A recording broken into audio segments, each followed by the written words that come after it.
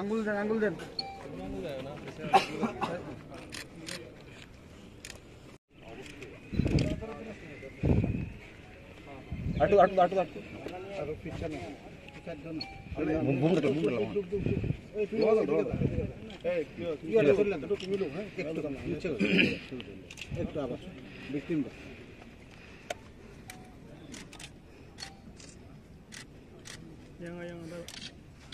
নির্বাচন লড়েছিলেন, কি বলবেন?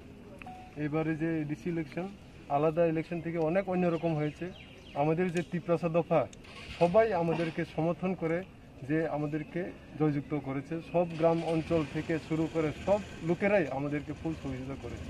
এই জয়টা কি প্রত্যাশিত ছিল আপনাদের? এত বিপুল ভোটে আপনারা জয়ী হবেন এটা প্রত্যাশিত ছিল? বলে দিয়েছিলাম যে 110% আমরা জয়ী হচ্ছি, এই কথা তো বলে দিয়েছিলাম আমি আগে। আচ্ছা, কিন্তু ভোটের যে একটা ব্যবধান, বিশাল ফারাক, সেটা মূলত কেন হয়েছে আপনাদের কি ধারণা?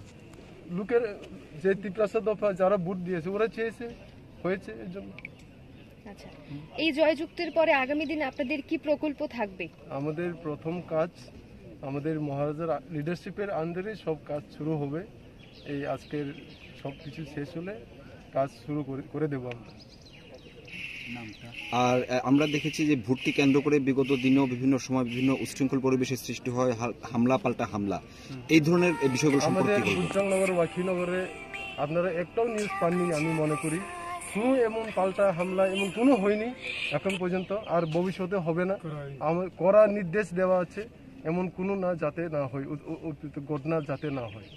আজকেও এই জয়ের পরেও আমরা বলে দিচ্ছি সবাইকে, আমাদের কর্মী সমর্থকরা যারা আছেন আপনারা শান্তিতে বসুন, পিসফুলে বসুন।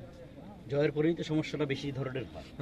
না পিসফুল থাকবে, আমি গ্যারেন্টি দিয়ে বলছি পিসফুল থাকছে।